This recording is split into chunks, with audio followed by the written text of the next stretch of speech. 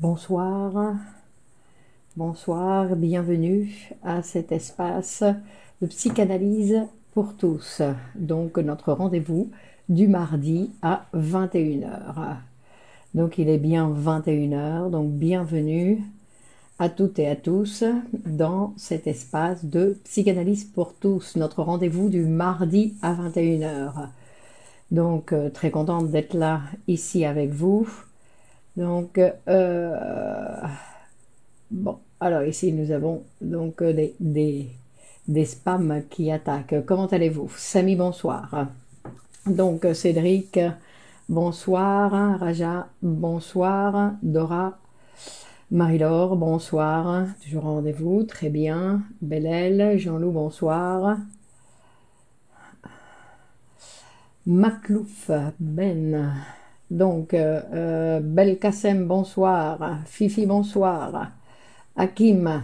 Donc aujourd'hui, Loïc, nous sommes, Cynthia, nous allons essayer donc de parler, Linda, de la psychanalyse du trouble compulsif obsessionnel. Luciole, bonsoir. Mohamed, Denise, Nawel et Monique. Donc je vois que c'est un sujet qui nous intéresse beaucoup. Nous sommes déjà, donc ça fait 2 minutes que nous avons ouvert et nous sommes déjà une soixantaine. Marie-Thérèse, bonsoir. Simona, Corinne, bonsoir. Donc vous savez que vous pouvez partager cette vidéo sur vos réseaux pour que le plus de monde possible puisse avoir accès à ces informations intéressantes pour tous. Parce que la psychanalyse, c'est quelque chose qui nous intéresse tous, parce qu'en fait, elle parle de nous. Fabienne, bonsoir. Liliane. Donc, et elle parle de Clo-Clo, bonsoir. Psychanalyse, bonsoir. Monia, bonsoir. Marion, bonsoir. Linda. Donc, elle parle de nous. Et encore une fois, donc il est, Laurence, bonsoir, serait très rare que personne se retrouve dans ces phénomènes de la névrose obsessionnelle, Sabrina, que nous allons voir ce soir, que personne se retrouve, c'est-à-dire que nous avons tous des traits, puisqu'en fait on va voir que c'est quelque chose qui peut être... quand on passe pas, Martine, bonsoir, Carlos, Chirine, bonsoir, Ali, c'est quelque chose qui va être aussi un mécanisme qui va être utile dans notre vie quotidienne. Bouchra, bonsoir. Donc, vous savez tous que avant la découverte du mécanisme psychique, et Shaira, bonsoir, et Azedine, bonsoir, Ahmed, bonsoir, Armand, bonsoir.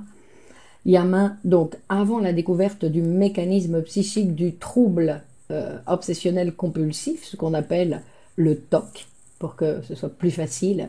Non, Valérie, bonsoir. Farida, bonsoir. Et les obsessionnels, donc, Claudette, bonsoir. Sandre, bonsoir. Les obsessionnels étaient considérés comme le produit, d'une dégénération du système nerveux. C'est-à-dire qu'on pensait qu'il y avait quelque chose qui était mal fabriqué, mal placé, ou quelque chose qui s'était, Christelle, bonsoir, Jasmine, bonsoir, quelque chose qui était, Camille, donc quelque chose, Farid, bonsoir, quelque chose qui avait été, non, ou une diminution de la fonction psychique. Mais nous savons, Michel, bonsoir, Michel de Lyon, bonsoir, Nari, bonsoir, Eladji, bonsoir, Adelkader, bonsoir.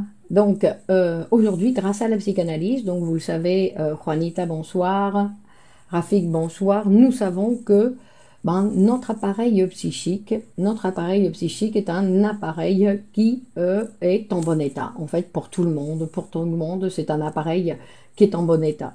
Mais que on va voir, Kamal, Marilyn, bonsoir, Yana, bonsoir, mais on va voir que pour chacun d'entre nous, en fait, l'énergie qui circule dans cet appareil, Cécile, Abderrahim, Ikram, Sonia, cette énergie qui circule donc dans cet appareil, circule pour chacun d'entre nous d'une façon différente. Stéphane, Saeb et Asma, Soumeya et Isabelle, bonsoir, Nari, bonsoir.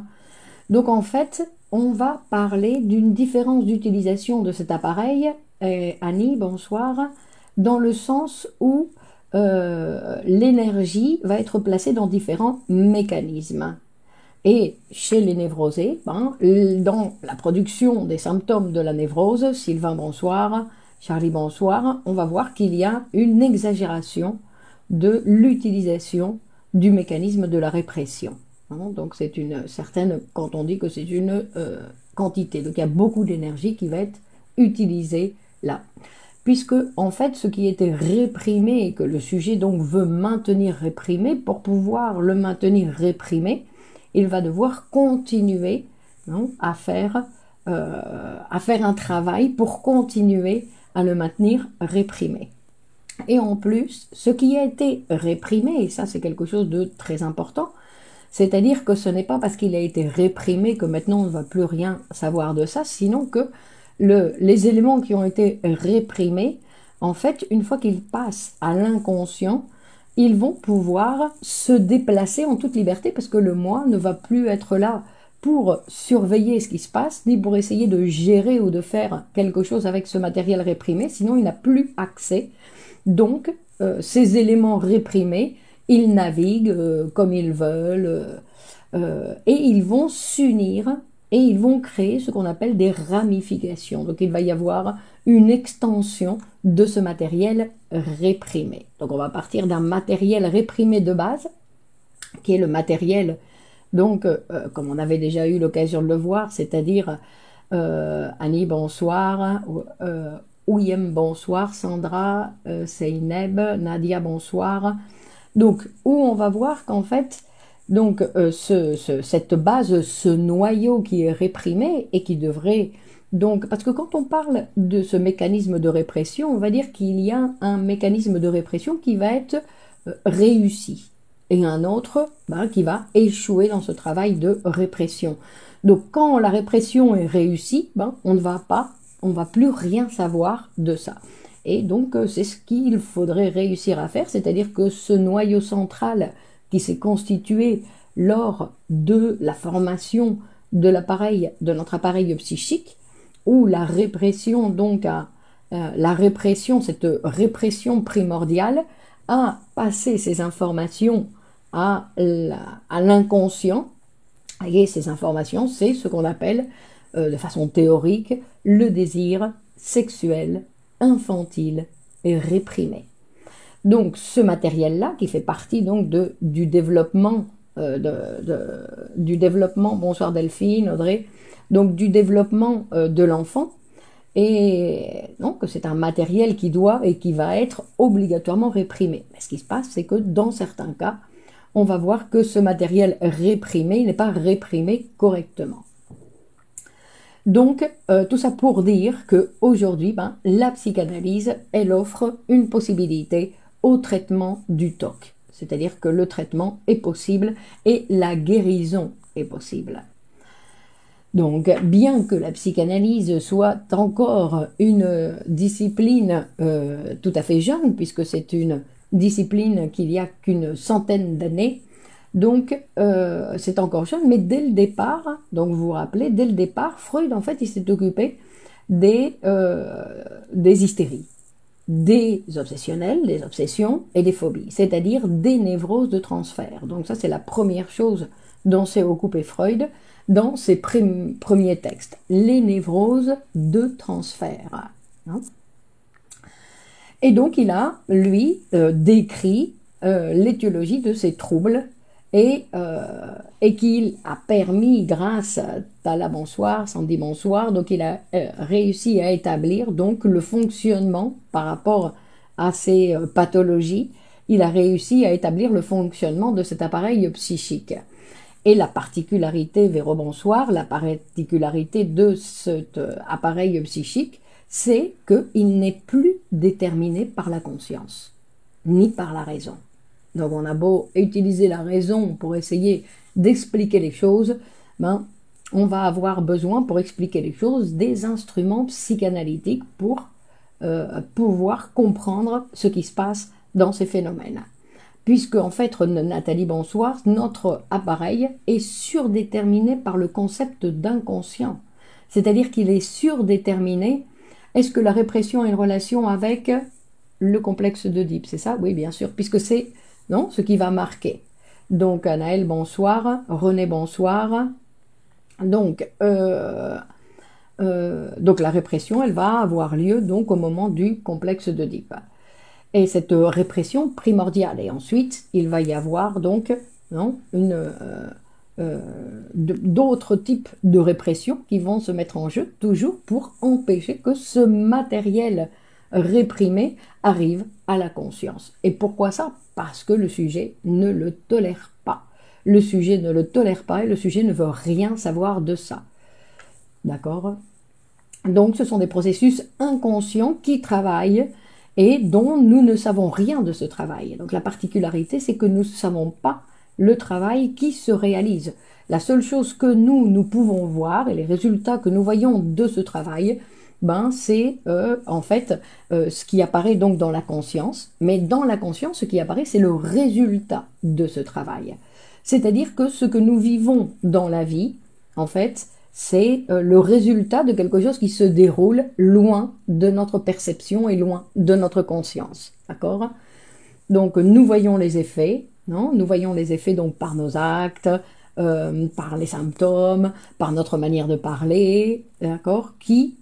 Mais ce sont tous des phénomènes qui apparaissent donc déformés dans la conscience. Et donc pour connaître l'origine de ces actions pour chacun d'entre nous, parce que même si nous connaissons la théorie, que nous pouvons expliquer théoriquement comment se forment ces phénomènes de la névrose obsessionnelle, ça ne veut pas dire que nous allons pouvoir nous en libérer par la théorie. Sinon qu'il va falloir passer par ce processus, non, cette méthode d'interprétation. Parce qu'en fait, le travail à réaliser dans l'interprétation, dans la psychanalyse, c'est de pouvoir intervenir dans l'inconscient. C'est une sorte d'opération qui va avoir lieu où justement l'interprétation va avoir accès à l'inconscient. Pourquoi? Pour mobiliser l'énergie qu'il y a dans l'inconscient. Et tout ça, ça va se faire simplement avec des mots. Donc, et ce qui va permettre donc de modifier les effets que le travail psychique le travail psychique qui se déroule, avec l'intervention de la psychanalyse, il va pouvoir modifier la manière de travailler de notre appareil. Donc voilà pourquoi on voit que Freud est si important et pour pouvoir travailler en fait la santé mentale. Le tic fonctionne de la même manière dans l'appareil psychique. Les tics, donc les tics c'est autre chose, non? C'est autre chose, c'est pas un phénomène du TOC, non? Il y a le TOC, il y a les tics, il y a les tacs et les tucs, non. Donc là on parle donc de cette compulsion, non? On va voir que la caractéristique de ces phénomènes, ce sont des phénomènes compulsifs. Donc on va voir un petit peu les caractéristiques, Diane, bonsoir, les caractéristiques de cette névrose de transfert qui est la névrose obsessionnelle. Donc c'est là où on va tous plus ou moins dire « Ah ben moi aussi je fais ça » ou « moi aussi », non? C'est-à-dire que l'obsessionnel, par exemple, il a des idées obsessives. Donc merci Salma. Donc il a des idées obsessives et il se comporte en général comme un superstitieux. Avec le pouce de réaction. Quelqu'un a un trouble obsessionnel avec le pouce de réaction, dit Mandy. Bon, par exemple. Mais ça c'est une expression, c'est comme parler. Non, c'est comme parler. Bon, alors, on va lire. Donc il a une attitude un petit peu comme un superstitieux, c'est-à-dire qu'il croit à la toute-puissance de sa pensée. Il pense que comme il a pensé telle chose, ça va pouvoir se réaliser si ça se réalisait dans la réalité. Qu'est-ce qui se passerait? Beaucoup de certitude dans votre lecture et vos explications. J'ai appris à me méfier. Méfiez-vous, méfiez-vous. Donc, et il va croire aussi à la prémonition des rêves. C'est-à-dire que il va avoir tendance à penser. Et ce qui est intéressant chez l'obsessionnel, c'est-à-dire que l'obsessionnel, ce n'est pas un primitif. c'est quelqu'un d'intelligent, mais qui va se rendre compte que c'est ridicule de croire ce genre de choses, et pourtant, il ne va pas pouvoir l'éviter. D'accord? C'est-à-dire que ça va être une obsession, c'est-à-dire qu'il sait bien que c'est ridicule, et pourtant, il est obligé, il se sent dans l'obligation. Méfiez-vous, méfiez-vous. Mais, méfiez-vous. Bon. Alors, et on va voir aussi qu'il va avoir tendance à transformer quelque chose de nouveau en quelque chose de connu pour lui. D'accord? C'est-à-dire que face à la nouveauté, non, il le transforme en quelque chose de connu pour lui. Donc, il a des difficultés à faire face à ce qui est nouveau pour lui. Ensuite, il souffre, on va voir, de préoccupation pour des détails.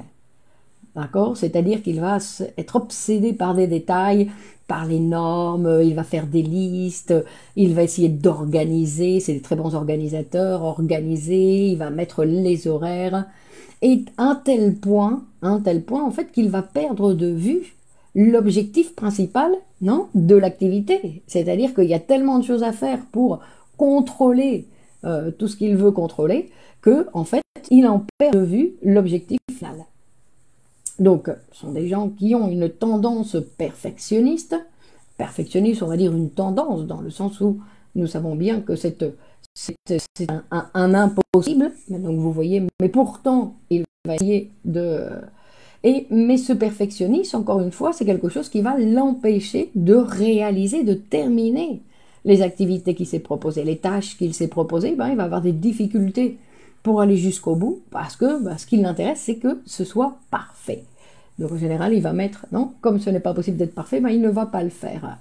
Et donc, ou il va mettre des heures pour réaliser des activités quotidiennes, puisqu'il y a plein de rituels qu'il va devoir associer donc à ses actes quotidiens.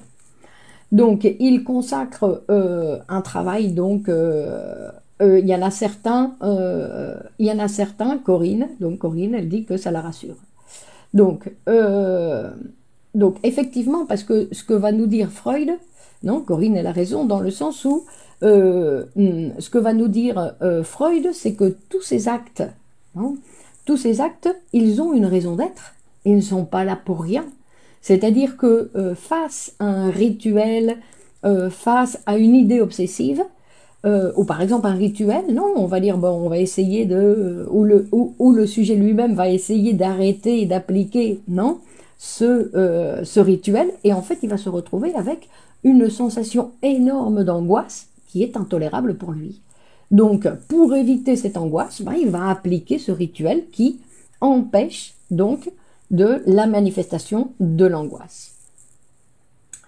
Donc en général, ce sont des gens qui sont têtus, scrupuleux et inflexibles sur certaines valeurs. D'accord? Le perfectionnement peut-il amener à ne pas du tout réaliser la tâche? Exactement, Sonia. À abandonner, puisqu'il voit que la perfection n'est pas atteinte. Non, on ne peut pas l'atteindre, donc il abandonne, par exemple. Donc, une autre caractéristique, on va voir par exemple, il est incapable de jeter des objets usés ou inutiles, même quand ils n'ont pas de valeur sentimentale. Et c'est là où on va voir qu'il y a quelque chose qui est particulier aussi, l'obsession, une forme d'étayage. Donc, il y a une chose qui est intéressante à voir aussi, c'est que quand on dit, par exemple, il est incapable de jeter des objets usés ou inutiles, non, même quand ils n'ont pas de valeur, c'est-à-dire que de laisser passer quelque chose de nouveau. Et il y a des gens qui considèrent que ça, c'est comme un trait de caractère. Voilà, moi je suis comme ça, j'ai du mal à acheter, j'aime pas jeter. Donc, par exemple. Donc, on va voir qu'il y a comme une sorte de simulation, ou de cachette plutôt, de cachette où le symptôme, en fait, il est caché, non? Il est assimilé comme un trait caractéristique de la personnalité de telle ou telle personne. Non? Donc, ces personnes, en fait, on va dire, ou comme on va voir, par exemple, il y a en général une certaine... il présente en général aussi, ou d'autres personnes, parce que tout le monde, bien évidemment, n'a pas tous ces symptômes en même temps, sinon que chacun a certains symptômes. Et donc on va voir par exemple les avares. Les avares, c'est aussi une caractéristique, donc être radin. Parce que pour eux, Donc, l'argent, c'est quelque chose qu'il faut accumuler au cas où. Est-ce qu'une personne qui souffre du TOC est consciente de son problème ou c'est seulement à des stades avancés? Ça dépend de chaque personne. La complexité du rituel témoigne-t-elle de la force de l'angoisse? Non, c'est parce que je penserais plus, Audrey, que cette complexité du rituel, c'est plus pour mieux cacher ce qui se cache. Non, parce que ce qui se cache, c'est pas l'angoisse. Non, ce qui se cache, c'est autre chose. Non, on va voir. Donc, donc on disait qu'ils ont des difficultés à dépenser leur argent, donc ils préfèrent accumuler l'argent au cas où se produiraient donc des catastrophes dans le futur. Donc, encore une fois, ce sont des gens qui ne laissent pas circuler, parce que l'argent est là pour circuler, donc ils ne laissent pas circuler l'argent. Ensuite, il y en a d'autres qui ont des peurs, d'où proviennent les crises d'angoisse ou de panique pendant le sommeil. Bon, ça, Mounia, c'est autre chose. Non, on va essayer de se maintenir au sujet de ce soir. Donc, on va voir qu'il peut y avoir aussi une peur excessive à attraper des maladies en donnant la main à quelqu'un. On va voir aussi ça, c'est un phénomène, non? Et on a vu d'ailleurs pendant le confinement, non, souvent mettre les petits objets devant moi en parallèle, par exemple. Donc chacun son truc. Donc pendant le confinement, on a vu que certaines personnes exagéraient avec ces mesures de protection, non, pour éviter non, les contagions, et qu'il y a des gens qui exagèrent ou qui ont une excessive non, application de ces méthodes. Donc, Laura, bonsoir. Donc, l'obsessionnel, en fait, il expérimente des manifestations étranges dans sa personnalité. C'est-à-dire qu'il se voit compulsé à réaliser des actes dont l'exécution ne lui produit aucun plaisir, mais auquel il ne peut se soustraire, donc il est obligé de le faire, donc comme s'il y avait quelqu'un qui l'obligeait à le faire. Yvette, bonsoir. Et eux qui ont peur de perdre leur argent et non avares. Je ne sais pas. On va voir, non? Donc il faut écouter le patient. À chaque fois, on va écouter le patient. De toute façon, dans tous les cas, il faut écouter le patient parce que chacun a une association, non, a un imaginaire particulier, et que pour chacun, non, quand on parle de catastrophes de futur, par exemple, les catastrophes, c'est quelque chose de complètement différent pour chacun d'entre nous. Donc tous les comportements qui ont attrait avec le contrôle, un petit peu, je pense que oui, en tout cas pour certaines personnes. Donc le sujet reconnaît que ses besoins et compulsions sont excessives et irraisonnées, mais n'arrive pas à lutter contre. C'est ça. D'accord? Donc, il se rend compte donc de la situation, et donc, et en plus qu'on voit qu'il se considère, non, par exemple, il dit comme le lavage des mains plusieurs fois par jour. Donc, ce sont des idées, des représentations obsessives, on les appelle, qui peuvent apparaître donc comme des choses complètement incompréhensibles, même absurdes, non? Et en plus que pour les mettre en pratique, c'est un grand travail intellectuel que le sujet va utiliser. Donc le problème de ces obsessions, c'est pas d'avoir à se laver plein de fois par jour, sinon de toujours voir où il y a un lavabo pour que je me lave les mains, non, quand est-ce que je vais pouvoir y aller. Je veux dire qu'il y a plein d'éléments qui vont être nécessaires pour pouvoir donc appliquer ça. Et donc il y a une grande énergie qui va être nécessaire, et en plus une grande... Non, l'angoisse n'est pas niée, l'angoisse est intolérable. Donc c'est quelque chose qui est vital pour lui. Non, il ne peut pas l'éviter parce que sinon ce serait relation entre TOC et homosexualité. Pourquoi? Pourquoi spécialement? Non, pas spécialement. Pourquoi vous parlez de l'état panal? Non. Pas obligatoirement. On est tous plus ou moins touchés par ces phénomènes-là, non? Par ce mécanisme-là. Donc ce qu'on disait, c'était que le problème, c'est que c'est quelque chose que le sujet est obligé de faire, qui même s'il ne le veut pas. Et une autre chose, c'est qu'ils vont utiliser donc beaucoup de temps, donc beaucoup d'énergie, beaucoup de temps. Donc ils finissent épuisés, et puis n'ont le temps de rien. Euh, donc, on va dire justement qu'est-ce qui est en relation avec ces comportements bizarres qui peuvent être manifestés par obsessionnel. Donc, le TOC peut-il être causé par la culpabilité? Donc, la culpabilité va être rentrée en compte. On continue un petit peu. Donc il y a aussi, donc on disait que le patient, en fait, mais la perfection n'existe pas, Mounia. Comment voir les gens qui refusent totalement les vaccins anti-Covid? Non, que je ne pense pas que ce soit quelque chose de pathologique, non? Et on va dire, mais bon, pour certains, peut-être. Non, c'est pour ça qu'on ne peut pas généraliser. Non, on ne peut jamais généraliser. Donc si on présente certaines manifestations, mais dans tous les cas, ce qu'on va faire, c'est d'écouter le patient pour voir comment lui, il est en relation avec son obsession. Et comment, en plus, il y a des gens qui vont se présenter et qui ne vont pas considérer que ce besoin de nettoyer la maison et de tout bien nettoyer, de ne pas pouvoir sortir, la maison n'est pas impeccable, ben, c'est quelque chose qui font partie d'eux et qui n'ont même pas l'intention de l'éliminer, qu'ils aiment bien, ils aiment bien. Donc, on disait qu'ils avaient donc. Après, il y a un autre phénomène, donc chez les obsessionnels, c'est qu'ils ont des fantasmes et parfois ils ont des fantasmes de commettre de graves crimes. Et donc ils vont fuir, ils ont peur de cette possibilité qu'il peut y avoir en eux, et donc ils vont s'imposer toutes sortes d'interdictions pour essayer d'éviter donc ce fantasme qu'ils ont de commettre des crimes, non? Donc ils vont s'imposer des interdictions, des renoncements, des limitations, non?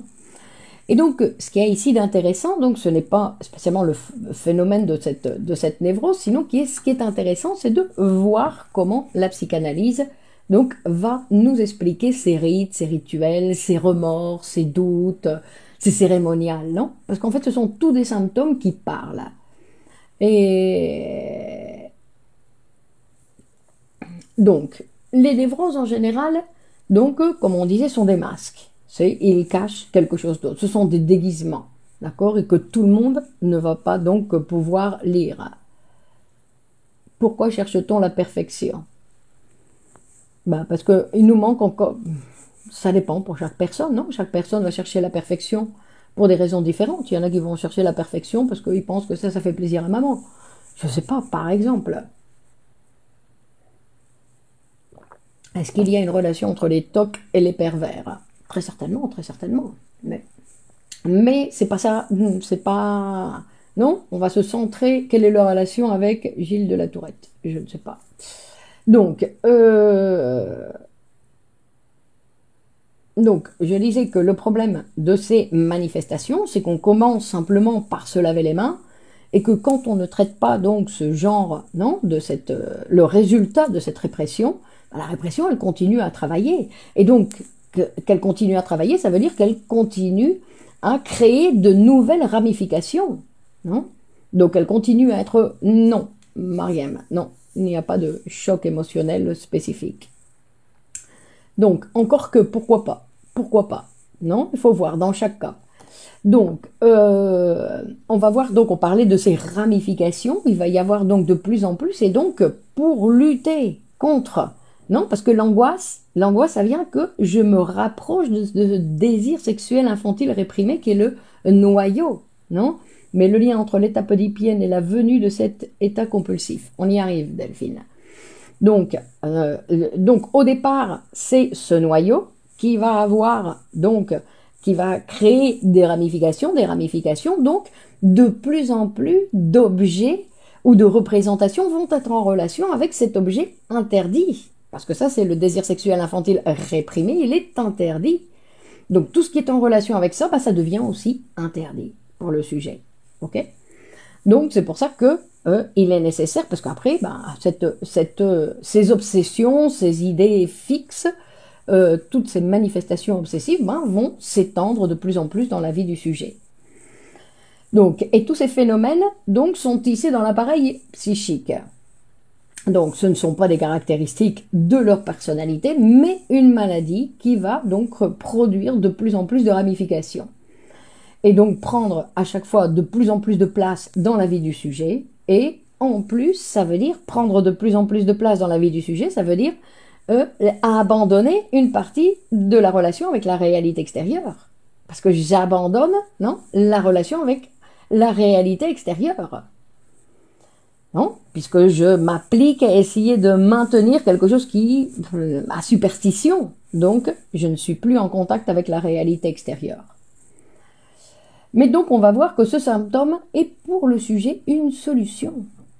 C'est pour ça qu'essayer d'éliminer, non, au départ, on va dire d'une thérapie, il y a certains psys qui vont pouvoir ou qui cherchent à éliminer, donc parce que le patient il se présente avec ce problème, un problème grave dans sa vie qu'il ne peut pas éviter. Donc, évidemment, ce qu'il va vouloir faire, c'est éliminer rapidement. Et donc, si le psy donc l'aide à éliminer, ce qui est possible, bah, en fait, ça va se déplacer. Donc, il va arrêter de se laver les mains, non, mais après, il va dès qu'il est assis quelque part, compter les lignes qu'il y a sur les murs ou faire autre chose, on va dire, donc déplacer. Daniel, bonsoir. Donc en fait, l'acte obsessif, c'est une mesure préventive.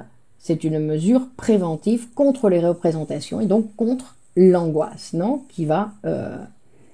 donc les TOC après les crises d'angoisse.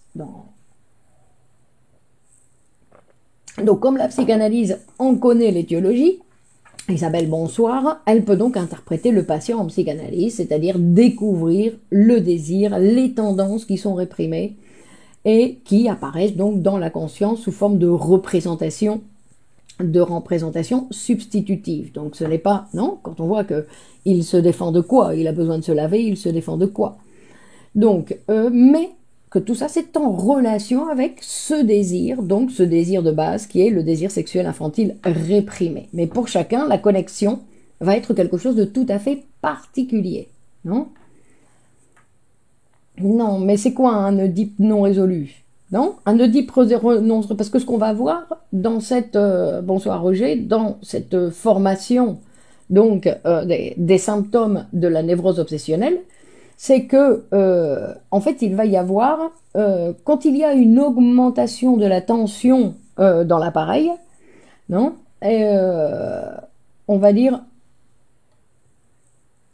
ben, donc si on force la personne à arrêter de pratiquer donc son mécanisme de défense, d'accord, ben, elle va avoir des attaques d'angoisse, d'accord. Donc bon, il y a des pratiques qui font ça, puis on peut qu'en fait, ça va se déplacer, non? Parce que c'est un mécanisme de défense. Si je ne peux plus me défendre comme ça, ben, je vais me défendre autrement.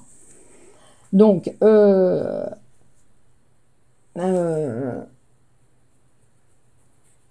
et donc, dans les symptômes, en plus, Nina, bonsoir, dans les symptômes, il faut voir, comme toujours, c'est qu'il y a une satisfaction, parce que dans un symptôme, il y a la fuite, c'est la réalisation d'une fuite, et en plus, c'est la condamnation. Donc il y a les deux choses. Mais dans l'appareil psychique, il y a réalisation, il y a satisfaction. Non? Donc Vanny, oui, on va y arriver. On va voir quelques exemples que j'ai pris de Freud. Donc,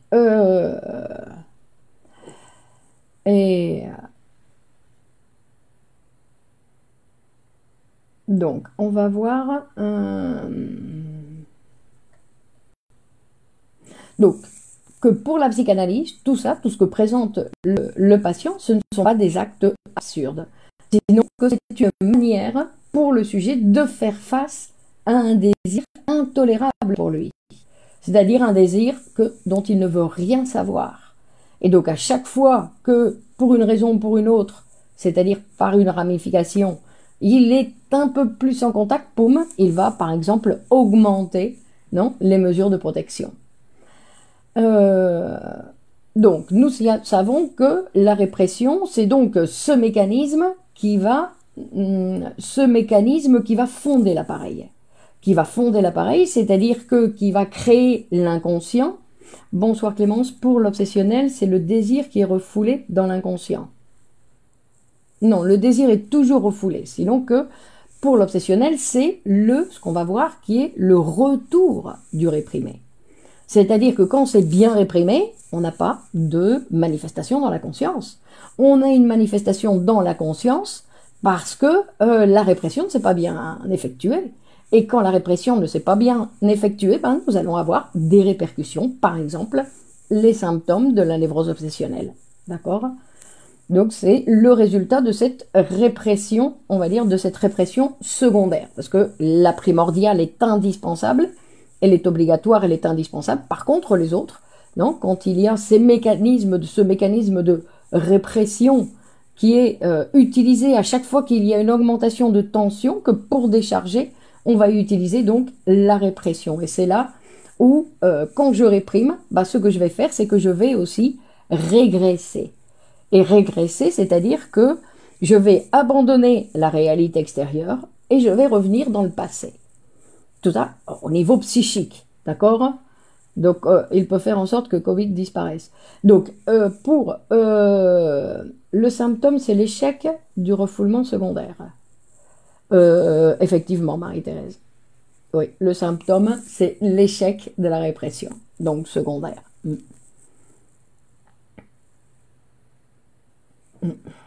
Donc, on disait qu'il va y avoir régression. Régression à une étape infantile, à une étape où il s'est établi durant le développement une fixation.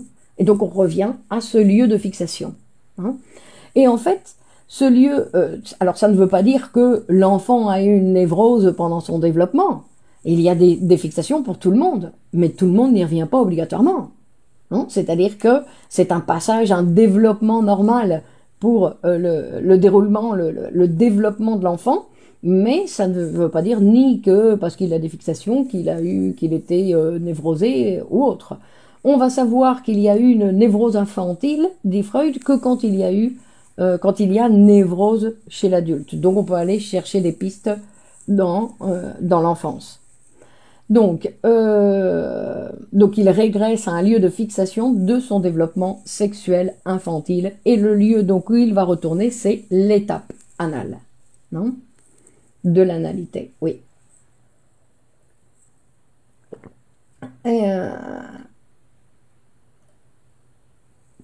À l'étape anale. Donc cette étape, c'est une étape particulière parce qu'on l'appelle aussi l'étape sadique anale. D'accord? C'est-à-dire qu'il y a une tendance à très bien Delphine, Amine, bonsoir. Donc il y a une tendance, on va dire, dans cette étape, c'est l'étape où l'enfant on va voir que c'est l'étape avant tout, c'est l'étape de l'ambivalence. Non, Audrey, la boulimie et l'anorexie ne sont pas des TOC. Donc Stéphanie, la répression primaire, c'est celle qui va fonder l'appareil, et à partir de là, il va y avoir des répressions secondaires, sur ces ramifications de ce premier objet. Donc c'est-à-dire que la pulsion, vous vous rappelez que la pulsion, il y a 4 destins de la pulsion. La pulsion, face au travail de la pulsion, il y a 4 possibilités.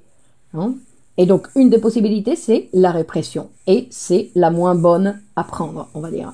Le chemin qu'il convient de prendre, ce serait plutôt celui de la sublimation. Mais on ne fait pas ce qu'on veut, d'accord? C'est-à-dire que le sujet, c'est pas lui qui décide, c'est son appareil psychique. Son appareil psychique, c'est aussi lui, ou il s'en occupe, ou il ne s'en occupe pas. Ça produit, des choses ou d'autres. Donc, on va voir, que tout s'est associé avec cette production du surmoi. C'est-à-dire que le surmoi, vous vous rappelez, on l'avait vu, c'est-à-dire cette introjection des figures parentales, c'est-à-dire qu'il va y avoir à l'intérieur de l'appareil cette conscience morale. Donc on n'a plus besoin d'écouter, de regarder papa et maman pour savoir si ce que je fais c'est bien ou mal, sinon que ça y est, c'est incorporé, et donc je me juge moi-même. Je me juge moi-même et je me dis c'est bien, c'est pas bien, ce que je fais c'est pas bien, non? Et on va voir qu'une des caractéristiques de la névrose obsessionnelle, c'est que sa conscience morale est excessive. Donc il y a une grande exigence morale de la part de ces symptômes. Donc on va voir que le doute, on va voir pourquoi le doute est une conséquence logique de la présence des obsessions. Et la culpabilité du patient, a priori, c'est pour quelque chose qu'il n'a pas commis. Donc il se sent coupable pour quelque chose qu'il n'a pas réalisé, sinon que ça a simplement fantasmé. Donc, il dit, mais avec la psychanalyse, on ne doit pas s'occuper du motif, non, du motif du symptôme, ni même de la représentation qui est associée à la culpabilité. Non, il va dire, je me sens coupable parce que ceci ou parce que cela. Ça ne nous intéresse pas. Mais on va s'occuper de la culpabilité, non, parce que justement, l'obsessionnel est coupable d'autre chose. Et il est coupable d'autre chose. Donc il déplace, au lieu de reconnaître qu'il est coupable de ça, il va déplacer sa culpabilité sur autre chose, non, pour, en général, avoir une punition. Donc il va chercher la punition, non, ou il va faire directement des actes de pénitence. Donc, on demandait un exemple clinique, donc un exemple clinique de Freud, non, par exemple. Donc il raconte qu'il avait une patiente qui avait peur des papiers qui étaient écrits à la main. Et donc c'était une jeune femme, en fait, qui sentait des scrupules, qui a commencé à sentir des scrupules après avoir rédigé une lettre. Donc à partir de ce moment, elle a commencé d'une façon compulsive à récupérer, à prendre tous les papiers où il y avait des inscriptions écrites à la main. Non, tout ce qu'elle trouvait, où il y avait des bouts de papier avec quelque chose d'écrit, poum, elle le prenait et elle le prenait pour elle. Et en fait, donc, ce que va découvrir Freud, c'est qu'en fait, elle était tellement obsédée par le nom de son amoureux, qui venait, qui partait pas, donc son nom était tout le temps là, qu'elle a eu l'impression que très certainement, que peut-être à un moment, sans s'en rendre compte, elle a écrit le nom de cet amour qu'elle préférait cacher, le nom de cet amoureux, sur un des papiers. Et donc du coup, mais ça c'était une interprétation de Freud, elle ne savait pas qu'elle cachait ça. Non, la manifestation c'était que tous les bouts de papier ne pouvaient pas s'en empêcher. Donc Freud a pu interpréter, donc par rapport au discours de la patiente, que voir que elle cachait en fait ce qu'elle cachait, ou ce qu'elle voulait cacher, c'était le nom de son amoureux. Mais en fait, Freud il va dire, on ne va pas s'arrêter là. D'accord? Parce que ça, c'est la première interprétation. Mais qu'est-ce qu'il y avait dans le fond? Est-ce que c'était vraiment le nom de son amoureux? Ou est-ce que le nom qui ne devait pas s'échapper, c'est cet amour dont elle ne voulait vraiment rien savoir? Parce que ce n'est pas qu'elle ne voulait pas que les autres le sachent, parce que son amoureux, elle le connaissait. Mais elle voulait garder secret son amour. Donc, mais l'amour secret, réel, qui était même secret pour elle, dans le sens où elle n'en avait pas... non, elle ne le savait même pas, c'est en relation, donc effectivement, avec le complexe d'Oedipe. D'accord? Donc on voit ici, par exemple, ce jeu de ramification. D'accord? Donc Marie-Laure nous explique, non, un cas de ce que elle faisait. Donc, non? Donc on voit, à partir du symptôme, on ne peut rien déduire. C'est-à-dire, s'il n'y a pas un travail qui est fait de la part du patient derrière, le symptôme, ben, c'est une manifestation. Hein, c'est une manifestation qui peut vouloir dire A, B, C, D, enfin tout ce que vous voulez. On peut l'interpréter comme on veut. Mais c'est pour ça qu'on a besoin du discours du patient, pour nous permettre de savoir dans quelle ligne pour construire.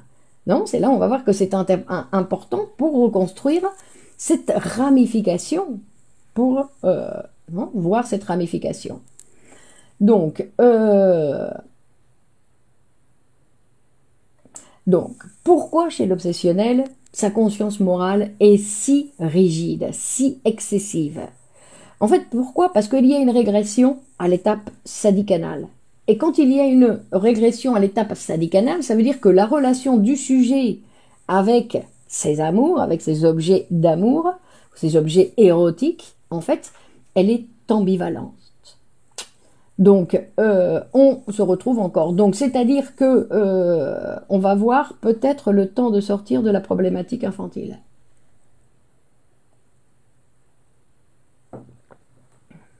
Donc, oui, effectivement, il y a pour des enfants, non, il y a des manifestations, des fois, des symptômes obsessionnels pour les enfants, et c'est, non, exactement pour le temps de sortir de la problématique pour résoudre. Parce que Freud va dire que le complexe d'Oedipe, c'est le passage le plus difficile à résoudre pour le sujet, pour son appareil psychique. C'est la chose la plus difficile qu'il va devoir. Pourquoi?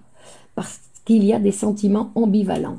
C'est-à-dire qu'il a des sentiments érotiques envers sa mère, donc il a de l'hostilité pour son père, et en même temps, il aime son père. Et donc, face à cette ambivalence, non, le sujet n'accepte pas cette ambivalence. Hein, on va voir. Donc, on va voir que... donc, en plus, il va renoncer à l'agression à cause de sa conscience morale, qui ne se permet pas. Non, mais ce n'est pas pour ça qu'elle va disparaître. Elle va quand même être là. Non, on avait vu la fois dernière sur l'agressivité. Donc, c'est-à-dire que son érotisme, en fait, il va passer, non, de l'amour à l'agressivité, à l'agression même, non, à cause de cette fameuse ambivalence affective, non, qui est dans ce cas-là donc tout à fait exacerbée. Ensuite, vous vous rappelez, il y a un autre cas de Freud où il fait référence qui s'appelle l'homme aura, où justement il va montrer que cet amoureux qui attend la voiture, le carrosse, ou je ne sais pas comment on va dire, le chariot, mais ne dit-on pas que nous sommes des êtres ambivalents? Bah oui, mais qui l'accepte, Vanny? Bien sûr que nous sommes des êtres ambivalents. Mais lui, il l'accepte pas. C'est pas facile d'accepter ça. Non, on l'accepte en théorie, oui, nous sommes ambivalents. Oui, oui, moi aussi, toi aussi, oui, oui, moi aussi, moi aussi, oui, oui, moi aussi. Mais après, on n'accepte pas. Donc c'est de là où il y a la bataille, non, et on voit le résultat dans la conscience, donc sur la scène. Non, la conscience, c'est la scène où sont représentées donc ces batailles, non, et ces non-acceptations, parce qu'en fait, la névrose, la psychose, ou toutes ces manifestations pathologiques, en fait, sont parce que le sujet n'accepte pas sa situation d'humain. Parce que c'est un être humain avec des choses d'humain. Et les choses d'humain, par exemple, c'est que ces sentiments sont toujours ambivalents. Et donc, il n'accepte pas ça. Donc, comme il lutte contre une chose qu'en fait, qui est normale chez l'être humain, et pour tous pareil, bah, il lutte contre quelque chose qui est impossible. Donc, évidemment, donc, et face à cette lutte, bah, voilà ce qui se produit dans la conscience. Donc, un autre exemple, non, l'homme aura. Donc, l'homme aura, Freud raconte, donc, enfin, il présente tout le cas, non, c'est pratiquement, c'est un livre, l'homme aura. Et il va montrer comment justement le doute face à l'ambivalence, non? Et il montre que ce jeune homme, ce patient, en fait, il ne sait pas quoi faire avec son amoureuse. Et donc, il doute constamment. Et en fait, donc, la voiture de l'amoureuse doit passer dans une rue. Et ce qu'il va faire, c'est que il va mettre des pierres pour qu'il y ait un accident, pour provoquer un accident. Et une fois qu'il a mis les pierres, il retourne, il va les enlever.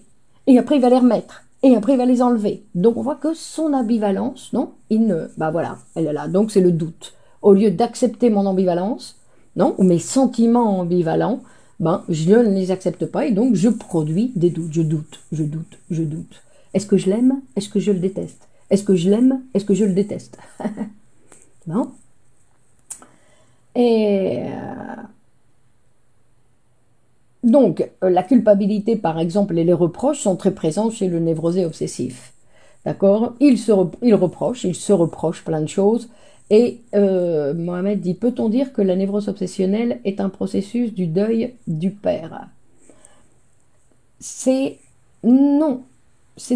Parce qu'en fait, c'est un sentiment, non? Le deuil du père, en fait, le père, c'est une fonction dans l'appareil. Donc en fait, mais comme il y a une situation hostile, non, face à cette situation, à ce sentiment, à cette position, à ce père, non? Non, l'ambivalence, ce n'est pas un symptôme. L'ambivalence, c'est quelque chose qui appartient à tout le monde. Ce n'est absolument pas un symptôme. Le symptôme, c'est de vouloir la nier. Le symptôme, c'est de ne pas l'accepter. D'accord? Donc, et on va voir qu'en fin de compte, le névrosé, il se culpabilisait d'avoir joui. Et ça, vous pouvez le voir dans votre vie quotidienne. Non? Quand on a passé un beau moment, quand on a pu jouir d'une situation, quelle qu'elle soit, non? Peu importe, c'est pas obligatoirement, on ne parle pas d'un rapport sexuel obligatoirement. Ben, c'est quelque chose qu'il a du mal à tolérer et donc il va se punir. Non? Parce qu'il se sent coupable de quelque chose qu'il ne connaît pas. En fait, pour un acte qu'il n'a pas commis. Non? Donc, c'est une situation qui est complexe, qu'on va voir que les névrosés obsessionnels, ben, ils sont très accrochés à leurs symptômes, d'accord? Donc même s'ils se présentent, non, dans la consultation comme quoi ils veulent, c'est une nature humaine. Oui, Cynthia. D'accord? Donc, même s'ils se présentent en disant non, regardez, je peux plus vivre comme ça, regardez ce qui m'arrive, etc. Ben, il y a un côté où ils sont très accrochés, ils ont, non? Donc, il va falloir les écouter, les écouter, les écouter, non? Donc, le besoin de se punir tout le temps est-il un TOC? Non. Non, c'est pas ça le TOC. D'accord? Ça fait partie, on va dire, mais c'est pas exclusif à la névrose obsessionnelle.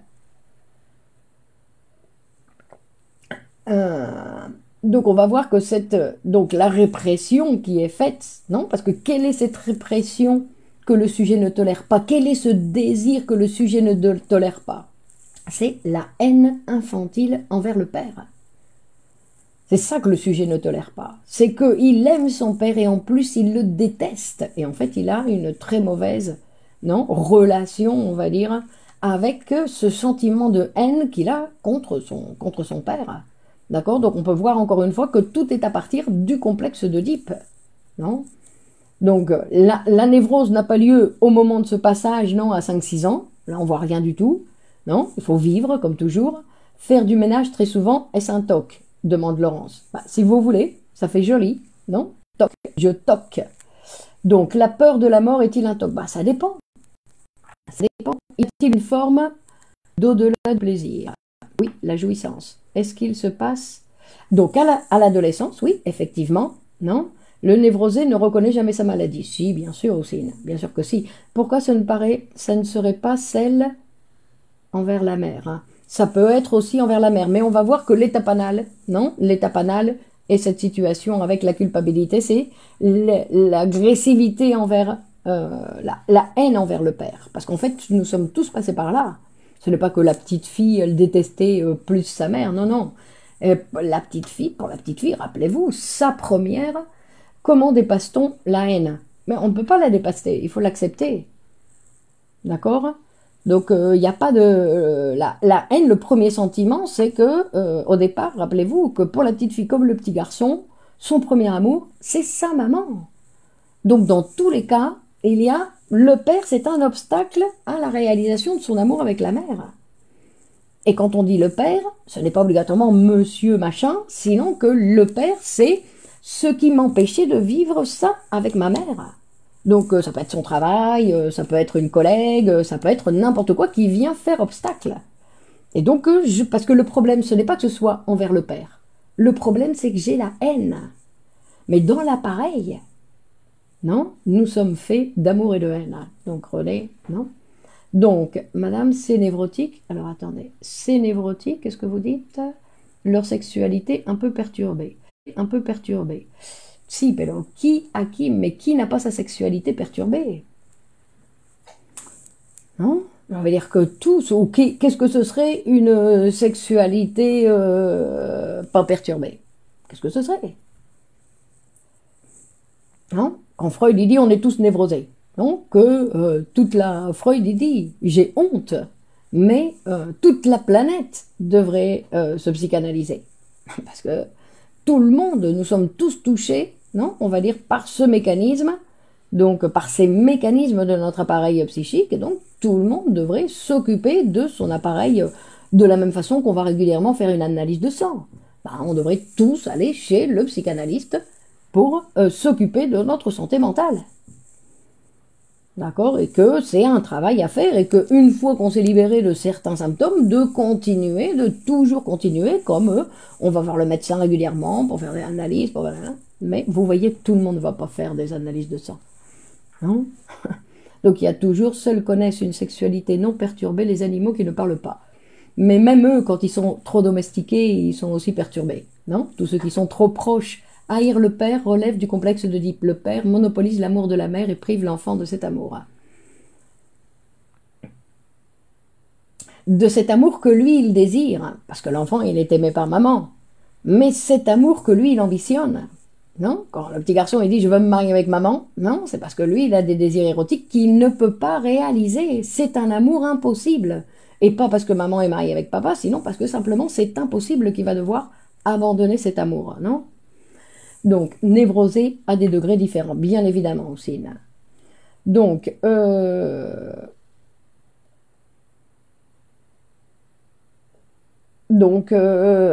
et donc il va nous donner un autre exemple. La haine pollue, elle peut être destructrive, elle fait mal, elle ronge, elle n'est pas constitutive. Si elle est constitutive, la haine vanille. On va même dire la haine c'est le premier sentiment.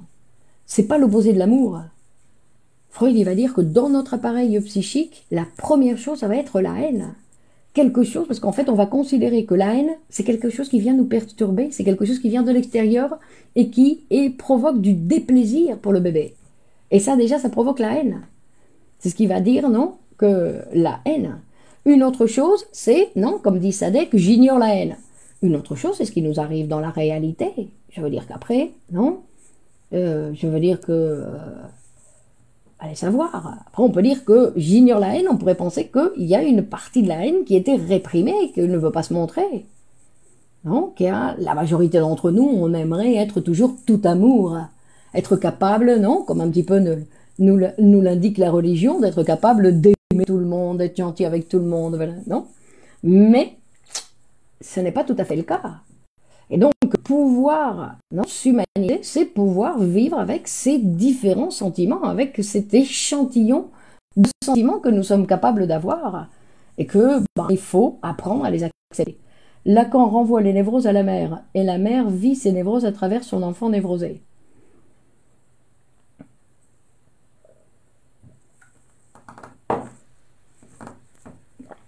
Alors, on va lire... non, parce que je dis que le premier amour pour les deux, donc, c'est la maman. Et c'est à la base. Alors après, les névroses en général, non, par exemple, l'hystérie, il y a aussi une régression, mais la régression ne se fait pas au stade sadicanal, sinon qu'elle va se faire à l'étape phallique, donc bien après. Donc là, il y a déjà une différence. Alors la différence, ce n'est pas la différence sexuelle, sinon que c'est la différence entre le castré et le non castré. D'accord? Mais à l'étape phallique, il y a déjà une différence qui existe. Hein? Et on va dire que les premières différences qui vont être élaborées par l'enfant, c'est la différence entre papa et maman. Non? Donc Nina dit la haine anime le dépressif. Parce qu'en fait, le dépressif, il n'est pas capable ni d'amour ni de haine. Non? Le dépressif, il a toute son énergie sur lui. Donc, non? Donc, bon, alors pour terminer, un dernier exemple, c'est, il va prendre ça je crois que c'est Lady Macbeth de Shakespeare, et il raconte Freud, donc il prend un exemple de littérature, et il dit que c'est une femme qui se lavait les mains 100 fois par jour, non? De l'obsession de sa mère. On ne peut sauver que les gens qui acceptent d'être sauvés. Alors ça, c'est quelque chose qui est dur, mais c'est quelque chose qui est nécessaire. Nous vivons dans un monde où tout le monde ne veut pas aller bien, que tout le monde ne veut pas. Il y a des gens oui et il y a des gens non. Il y a des gens qui... L'image du père est projetée par la mère à son fils, d'où la haine. Bon, ça dépend des cas. Donc, je disais, c'est une femme qui avait besoin de se laver les mains 100 fois par jour. Non? Et d'ailleurs, donc, comme les obsessifs, elle n'utilisait pas les poignées de main pour ouvrir, sinon qu'elle utilisait ses coudes pour ouvrir les poignées. Non? Et pour ouvrir les portes. Et donc Freud il dit se laver les mains, ça a un caractère symbolique. Non? Donc il va donner différentes interprétations. Mais dans le cas de Lady Macbeth, il va dire que, en fait, c'était comme elle remplaçait la pureté physique, non, par la pureté morale. Donc c'était un acte qui voulait, en fait, purifier elle. Parce que elle se lamentait de ne pas être pure moralement et d'avoir fait quelque chose, non, que sa morale n'acceptait pas. Donc ce n'est pas quelque chose qui était mal, c'est quelque chose que sa propre morale n'acceptait pas. Et donc elle cherchait à laver sa culpabilité, hein, en se lavant les mains comme ça régulièrement, tout le temps, 100 fois par jour. D'accord? Et apparemment elle avait été Et donc, et apparemment, elle avait été infidèle à son mari. L'excès de propreté. Donc, l'excès de propreté. Donc, non, mais là, c'était les mains. Non, après, il va expliquer aussi se laver les mains. Aussi, c'est pour cacher, non, encore une fois, ce que le sujet, non, la masturbation infantile. Donc, c'est pas la masturbation aujourd'hui, c'est la masturbation que l'enfant avait quand il était tout petit, cette masturbation que nous avons tous oubliée. Cette masturbation-là que nous voulons et qu'aujourd'hui, il peut y avoir des gens qui se lavent les mains pour essayer de se purifier de cette masturbation infantile. Donc aujourd'hui, ils peuvent se masturber, ça n'a rien à voir, mais cette masturbation infantile, celle-là, là, ils ne la tolèrent pas. Donc, vous voyez, il y a des choses que le sujet ne veut pas savoir de lui-même. Hein. Il ne veut pas, donc il préfère ne pas faire d'analyse parce qu'il préfère ne pas savoir ou continuer à penser avec les idées qu'il a aujourd'hui. D'accord? Et donc, tout le monde, non? C'est pour ça que je dis que tout le monde ne peut pas être sauvé, tout le monde ne veut pas la même chose. Parce que tout le monde, non? Comment le symptôme disparaît avec une psychanalyse. Tout le monde ne veut pas la même chose. Chacun veut des choses différentes. Et il faut accepter que les autres, ben, ils ne veulent pas obligatoirement ce que on pense qui serait bien pour eux. Donc, notre idée, il faut s'occuper, chacun doit s'occuper de soi. Pourquoi? Parce que nous allons être le meilleur exemple pour les autres. D'accord? C'est-à-dire que c'est en voyant notre propre transformation que l'autre peut tout d'un coup dire « Ah oui, moi aussi je veux ça ». Mais c'est la seule chose que nous pouvons faire. Non? Sinon, on ne peut pas. Comment peut-on protéger notre enfant?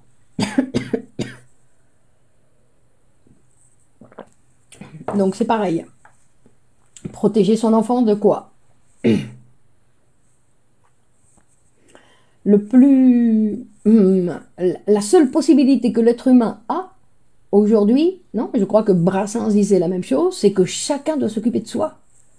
Parce que très souvent aussi, le névrosé, ce qu'il fait, c'est qu'il va s'occuper du malheur des autres au lieu de s'occuper de le sien.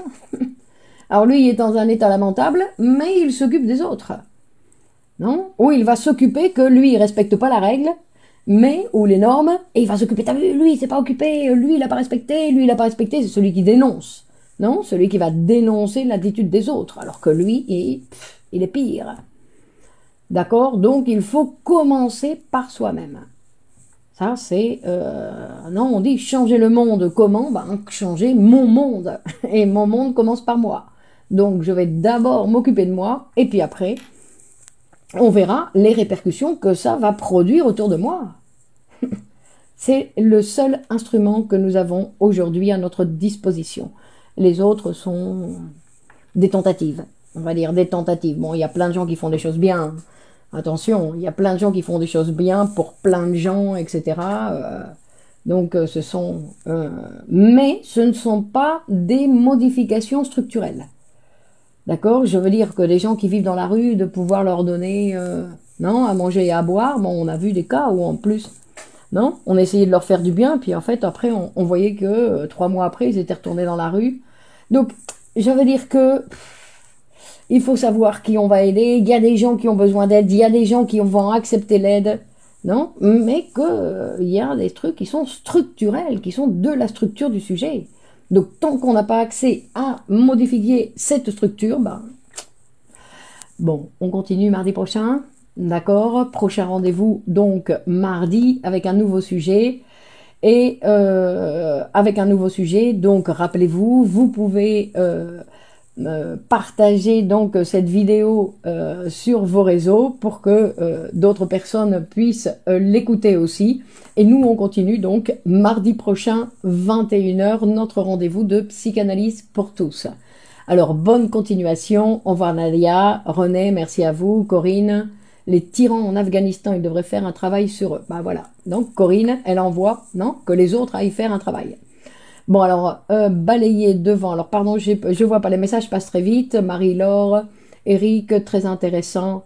Oui, c'est passionnant, la psychanalyse, c'est passionnant. Achille, merci à vous. Amina, Martine, bonsoir. Ania, bonsoir. Est-elle due à un facteur neurobiologique? Non, Ania. Sonia, Louise, bonsoir. Laurence, merci à vous. et bénisse. Merci à vous, Nawel, Louise, Claudette. Alors, merci pour participer donc si nombreux à cette rencontre du mardi. Sabrina, bonsoir. Liliane, bonne soirée. Camille, bonsoir. Ah, je ne connais pas le nom, désolé. Luciole, très chouette. Merci, donc merci à vous. Diane, merci. Merci Corinne. Cynthia. Mais non, vous n'arrivez pas trop tard. Vous arrivez maintenant. Chacun son moment. Alima, merci. L'état limite, d'accord. Maclouf, bonne nuit. Laurence, heureusement que vous êtes là. Monia, merci. Audrey, et que vous êtes là aussi, vous. Merci beaucoup, sujet intéressant. Donc, Naja, merci. Tala, merci. Rose Michel, Nadil, c'était intéressant. Soumeya. Donc, Linda, quel est le rapport entre les tocs et le narcissisme? Bah alors, vous voulez que je vous fasse une petite conférence là de nuit? Fabienne, allez, au revoir Fabienne. À mardi, Oussine, au revoir. Katsutia, Belkacem, muchas gracias. Assis, Safira, merci. Linda, et agréable soirée. L'état limite. Alors, je ne sais pas, c'est pas un concept psychanalytique, l'état limite. Kamel, au revoir. Marilyn, au revoir. Marie-Laure, merci à vous. Donc, bonne continuation. Je n'ai pas reçu d'invitation, j'arrive tard. Mohamed, ben, la prochaine fois, sujet passionnant. Oui, Corinne. Donc, inscrivez-vous à la page, aimez la page, et donc, comme ça, vous recevrez par Facebook. D'accord, cela m'a aidé dans ma pratique. À mardi. Nathalie, Rose Rouge, bonsoir. Yamaït, bonsoir. Pourriez-vous nous parler de l'approche psychanalytique de l'anorexie mentale? Chamek, vous me faites étudier, vous voulez me faire étudier, bon, c'est pas une mauvaise chose, mais un cours sur la médecine clinique. Mais c'est quoi, Mohamed, la médecine clinique? Je suis pas médecin, moi. Pourtant, Freud nous dit-il qu'il y a une propension génétique au TOC. Freud, il dit qu'il y a une propension génétique, que nous vivons dans un monde qui est un petit peu tokien, non? Qui est tokien. Intéressant. Donc, c'est pour ça que nous devons nous éloigner un petit peu de ce genre de symptômes. Allez, bonne continuation, bonne fin de soirée à tous et à mardi prochain. Au revoir. Allez, au revoir.